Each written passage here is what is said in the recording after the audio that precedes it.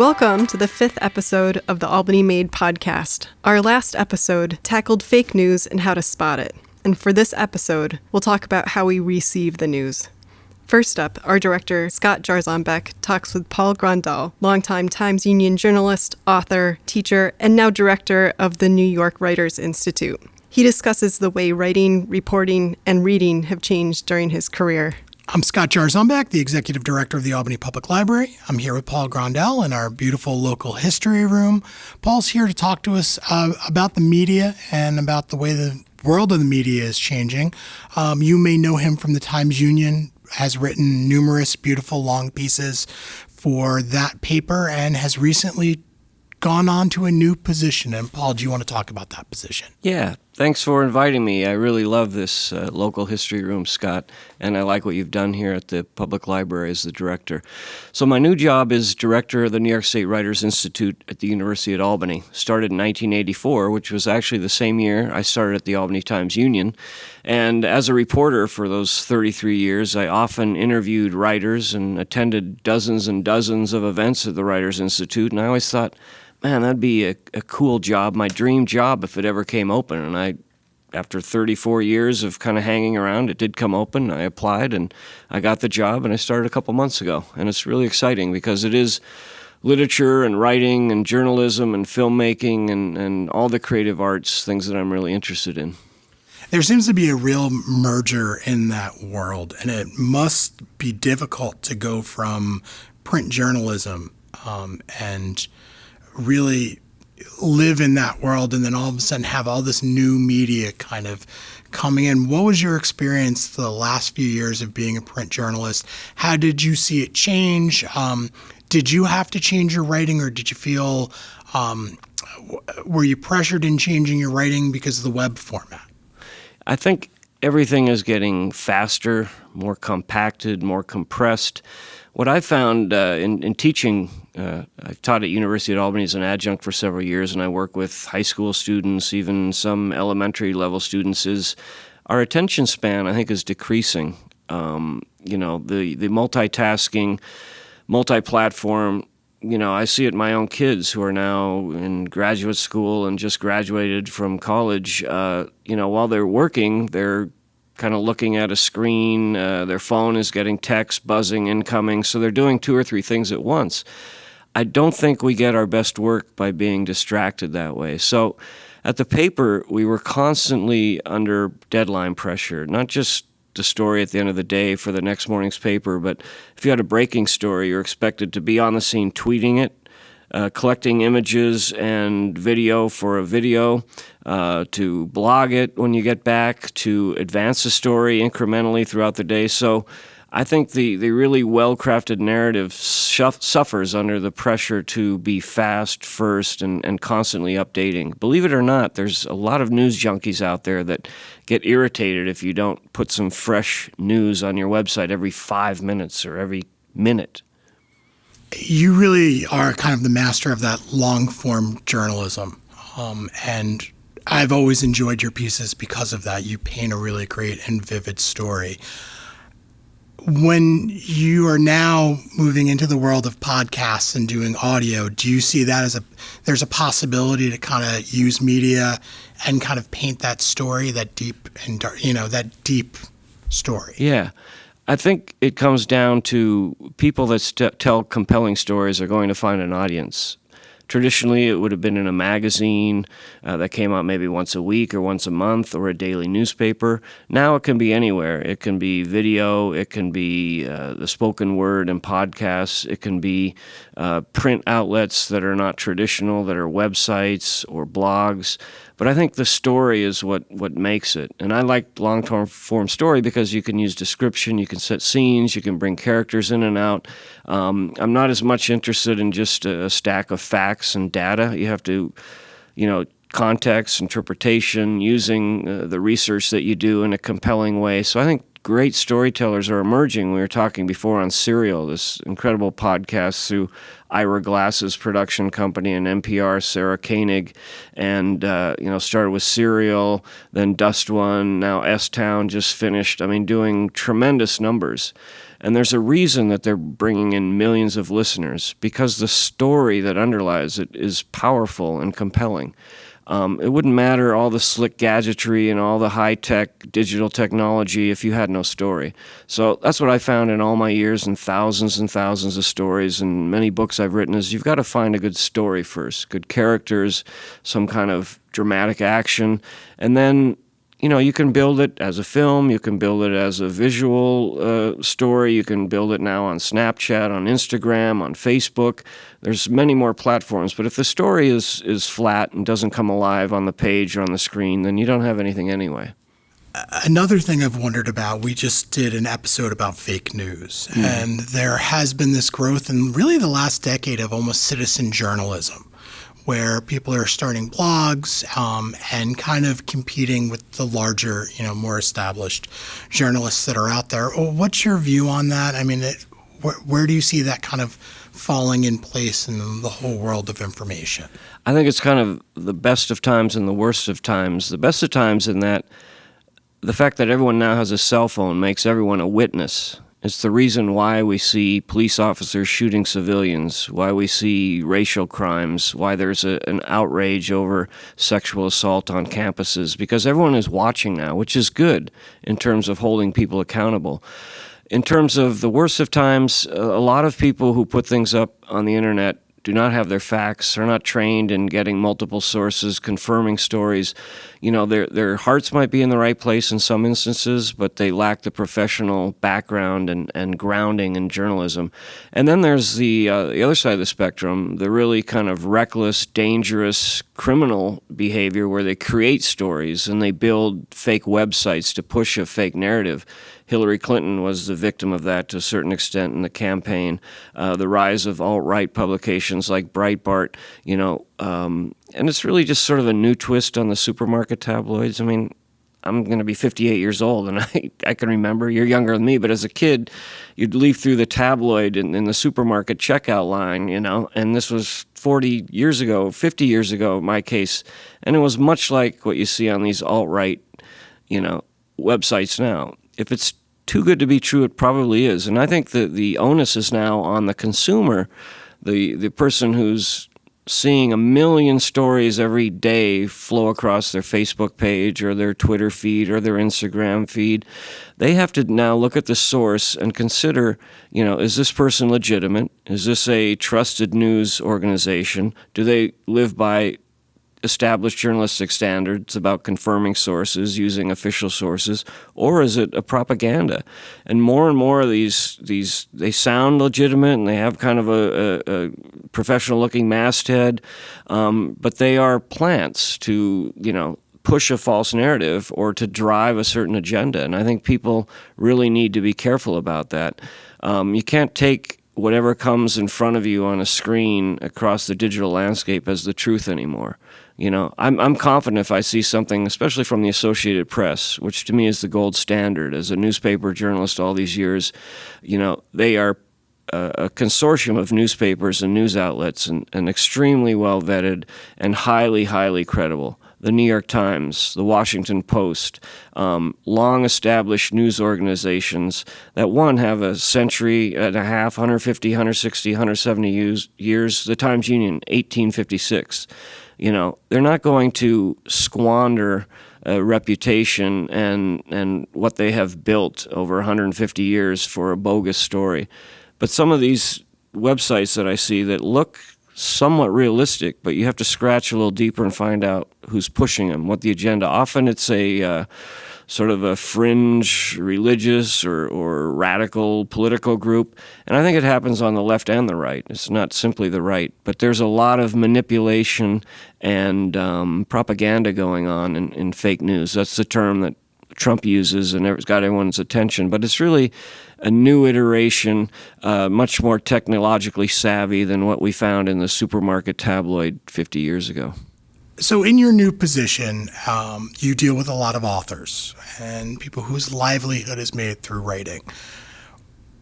What do you think the biggest challenge is now? Is it ebooks? Is it the fact that people don't read as much as they once did? Is it the need to have a short attention span. What do you think is the biggest challenge for the literary world? I think all those things. I think you summarized it very well. Number one, people are reading less. I mean, there's been a lot of studies. The American Library Association, other groups have been tracking the literacy, the number of books that Americans read, and I know it's fallen below one book a year. In fact, last statistic I saw was less than half the American population even read one book in a year. It used to be much higher.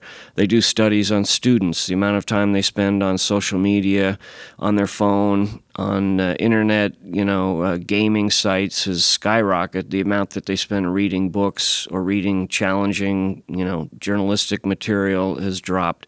So I think that's pressure. The other thing is I think people are being pulled in so many directions. We were talking before. I mean, anything is at your fingertips. Thousands and thousands of not just great classic movies, but it's sort of a golden era for TV now because it's pretty cheap to produce TV shows compared to what it was. And they've taken it out of the hands of the networks, and it's now Hulu and Netflix and Amazon and HBO and all these new players doing great programming. So I think there's more out there than ever before. And to sit with a book as opposed to scrolling on your Netflix screen or hitting your remote, hundreds and hundreds of choices, it's a challenge. I mean, the book is being challenged in new ways. So I think the writers we deal with, a lot of them have full-time jobs, either as academics, as professors, either at a newspaper or at some other journal, so they don't have to rely 100% on their books. But I think across the board, writers are making less. They're getting smaller advances.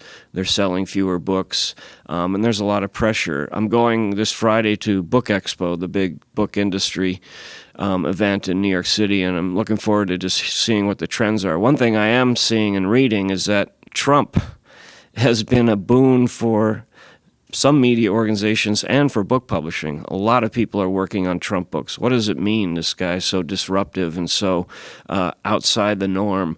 And places like the New York Times, the New Yorker, the Wall Street Journal, Washington Post have seen a big spike in their digital subscriptions because people want to know fully and truthfully what this president, who is so outrageous and so dangerous, what he's doing at all times. So it has been, in a weird way, over a long decline of newspapers and journalism, there's been a spike with this president because he's so erratic.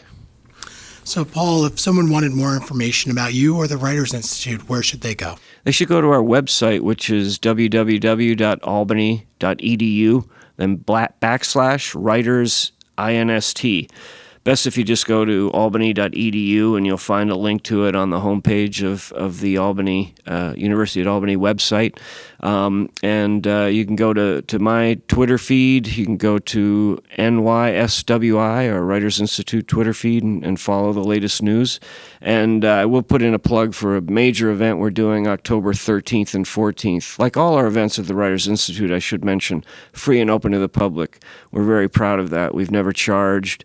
And this will be Telling the Truth in a Post-Truth World at the downtown campus, Page Hall, near here.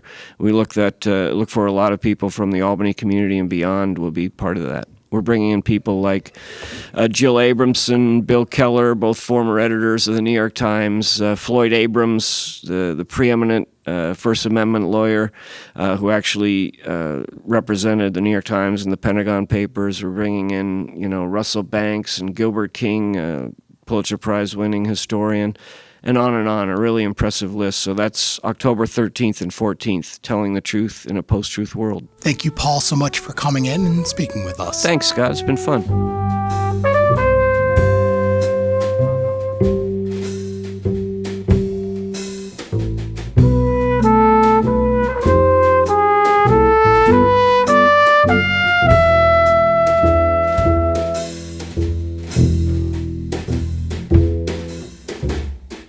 The Prime collection of the local history room, right here at the Washington Ave branch, is the home to Paul Grundel's papers, the notes and drafts of his Corning biography, which include handwritten remarks by William Kennedy. The The Prime collection also includes Albany newspapers and serials, like the Times-Union and Metroland, and a surprising number of lesser-known publications, which local history librarian Jim Davies highlights in the next segment.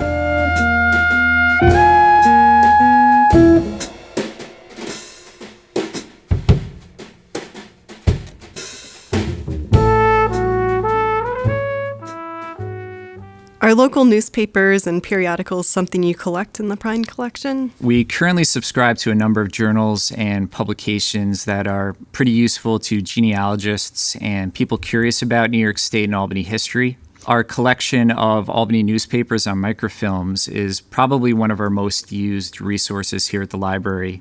Weekly, sometimes daily, people visit our Washington Avenue branch to view these old papers. And we have most of the Albany's major historic newspapers, such as the Times-Union and the former afternoon paper, the Knickerbocker News, and the Albany Argus. And we have some titles going back to the mid-1800s. I believe that we're the only public library in our two-county system that still acquires the Times-Union on microfilm for long-term access. In addition to these mainstream papers, for decades, librarians here have been collecting other serials with connections to Albany for future researchers. We've got magazines, newspapers, newsletters, and the formats can vary from single loose issues to bound volumes, and some of these are in microfilm. Since we have so many serials and since they have a tendency to be scattered throughout our collection, back in 2015, our previous local history librarian offered to volunteer, and she performed an inventory of all the serials that we have. It was a huge undertaking, and it took her a good part of a year to complete, but she identified over 120 periodical titles with some sort of connection to Albany. Most of these titles are not cataloged yet, but having this inventory list has been a huge improvement for us, and it establishes what serials we have. That's really amazing. I had no idea. What types of audience were these newspapers and magazines written for? I didn't know we had so many myself, and last month I took some time to start exploring our serials collection, and I was surprised by the variety of topics covered by the papers. For starters, I knew that Metroland was the Albany area's all-weekly publication for decades, but I learned that we have a number of alternative newspapers that predate Metroland. We have a nearly complete run of the Washington Park Spirit and also a title called The New Citizen, which were both around in the 1970s. And although I wouldn't call it an alt-weekly, there was a newspaper from 1983 and 84 that we have called Albany, New York. And after browsing through it, I learned that it had a weekly local history column called the Albany Scrapbook, which I've really enjoyed reading.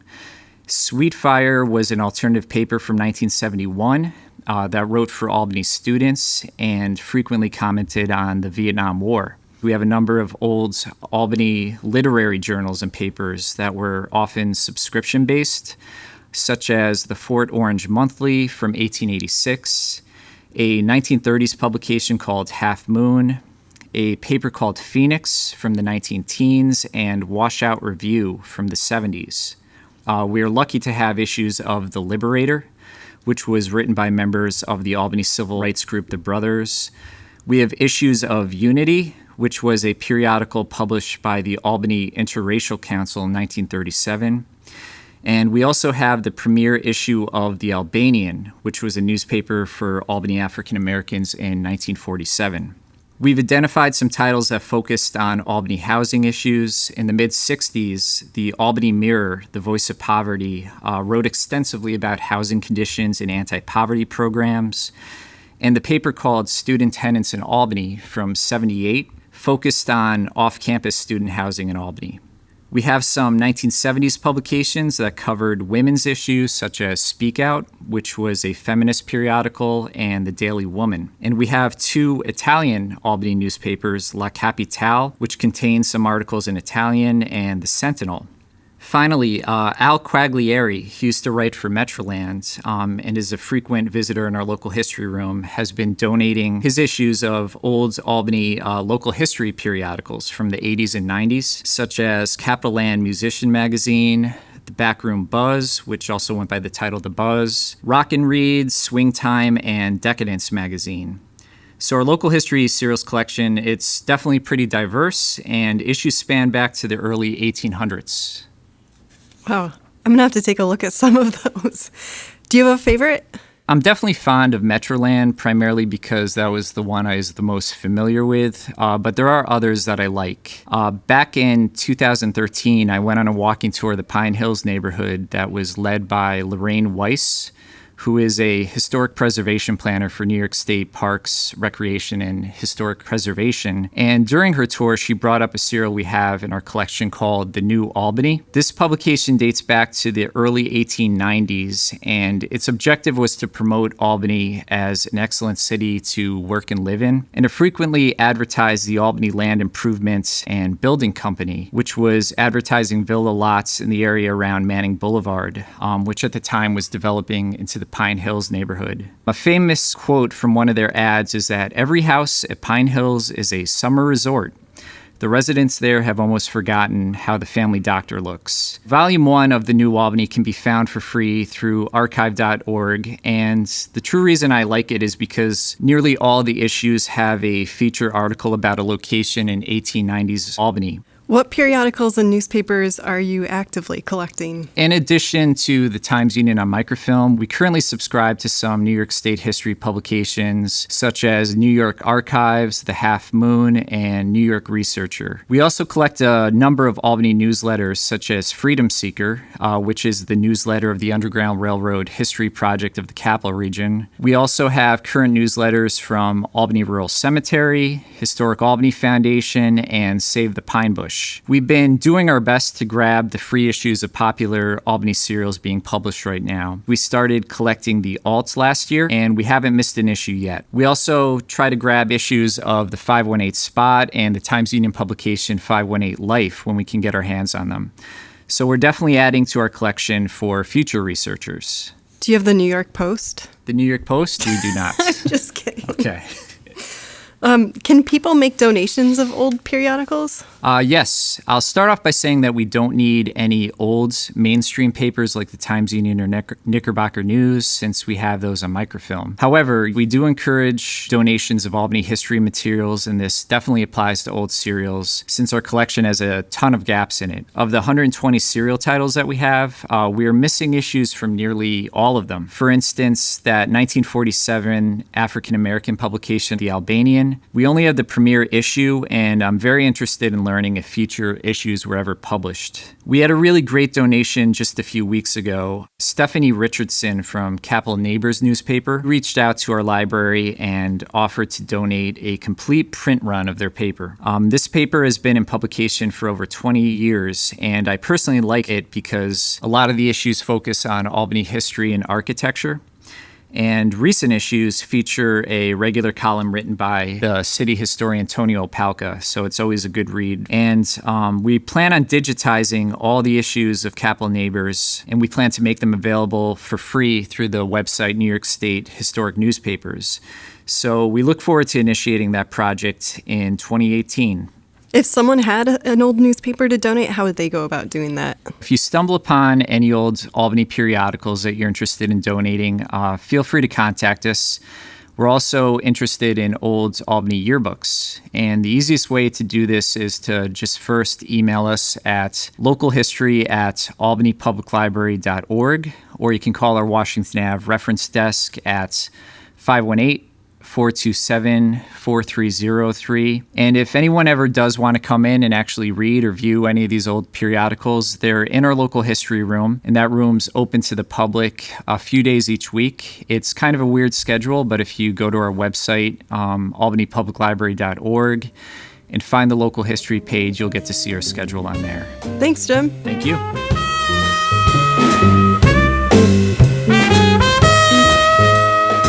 Local History Room open hours are Mondays 4 to 7 p.m., the first and third Wednesdays of each month from 10 a.m. to 1 p.m., Fridays 2 to 5 p.m., and the second and fourth Saturdays of each month 1:30 to 5 p.m.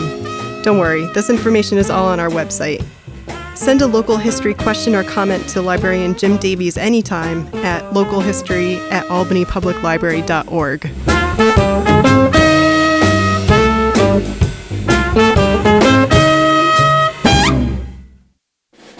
Think you're an Albany history expert or ready to learn more about our city? Test your knowledge at the 4th Annual History Race on Saturday, September 30th. This year, to support the efforts of the Future Albany Firefighters Museum, Albany Public Library is partnering with Albany firefighter Tim Blaney and city historian Tony Opelka. All locations visited in this year's race will have connections to the fire department and historic Albany fires. Registration begins September 1st, 2017. So what should you expect? On race day, your team will receive clues directing you to historic locations in Albany. You and your team plans the quickest route to visit the locations that afternoon. Hop in your team's car and race to the spots and document your visit with your cell phone camera or digital camera. You must all fit in one car, and you must provide your own car. Yeah, sorry. We do loan out bike locks and guitars now, but still no cars. Teams meet up at the end, and the fastest teams will win additional Albany-themed prizes. Once again, registration begins September 1st. To sign up your team, visit our website, www.albanypubliclibrary.org, or call 518-427-4376. Only one member of your team should register.